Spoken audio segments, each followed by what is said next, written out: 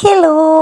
അപ്പോൾ ഈ കഴിഞ്ഞ സൺഡേ നമ്മുടെ സേവക്കൂട്ടൻ്റെ കാറ്റഗിസം ക്ലാസ്സിൽ അവരുടെ ക്ലാസ്സിൻ്റെ ഹോളി മാസമായിരുന്നു കേട്ടോ. അപ്പോൾ അതിനായിട്ടുള്ള കാഴ്ചവെപ്പാണ് നമ്മുടെ ഒഫറ്ററി ഉണ്ടല്ലോ. അപ്പോൾ അതിന് വേണ്ടി ഇങ്ങനെ നിരനിരയായി നിന്ന് മാതാപിതാക്കന്മാരുടെ നടുക്ക് കുഞ്ഞ് നിന്നാണ് അച്ഛനെ കാഴ്ച സമർപ്പണം നടത്തുക. അപ്പോൾ അവരുടെ ക്ലാസ്സിനെ പ്രതിനിധീകരിച്ചാണ് അവരുടെ മിസ്സാണത്. അപ്പോൾ മോനും ഞങ്ങളും കൂടിയായിരുന്നു കാഴ്ച വെച്ചത്. അപ്പോൾ ഇന്നത്തെ ലേഖന വായന മോനാണ്. അവൻ്റെ ഫസ്റ്റ് സ്റ്റാൻഡേർഡ് തുടങ്ങി ഈ ഒരു കൊല്ലം വരെ അവനത് കിട്ടിയിട്ടുണ്ട് കേട്ടോ. അപ്പോൾ നമുക്കതൊന്ന് കേട്ടു നോക്കാം. എൻ്റെ സഹോദരരെ, സംഖ്യയുടെ പുസ്തകത്തിൽ നിന്നുള്ള വായന 21-ാം അധ്യായം 4 മുതൽ 9 വരെയുള്ള വാക്യങ്ങൾ. കർത്താവ് അനുഗ്രഹിക്കട്ടെ. ഏദോം ചുറ്റിപ്പോകാൻ ഹോർ മലയിൽ നിന്ന് ചെങ്കടലിലേക്കുള്ള വഴിയെ അവർ യാത്ര പുറപ്പെട്ടു. യാത്രാ മധ്യ ജനം അക്ഷമരായി. ദൈവത്തിനും മോശയ്ക്കുമെതിരായി അവർ സംസാരിച്ചു.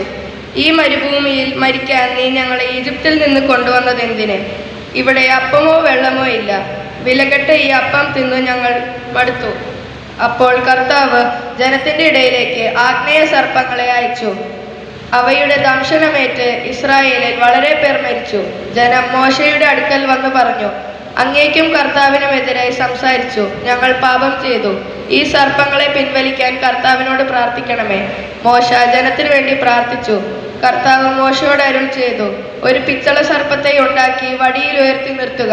ദംശനമേക്കുന്നവർ അതിനെ നോക്കിയാൽ മരിക്കുകയില്ല. മോശ പിച്ചള കൊണ്ട് ഒരു സർപ്പത്തെ ഉണ്ടാക്കി അതിനെ വടിയിൽ ഉയർത്തി നിർത്തി. ദംശനമേറ്റവർ പിച്ചള സർപ്പത്തെ നോക്കി അവർ ജീവിച്ചു. അപ്പോൾ അതിന് ശേഷം അവരുടെ ക്ലാസ് അസംബ്ലി ആയിരുന്നു.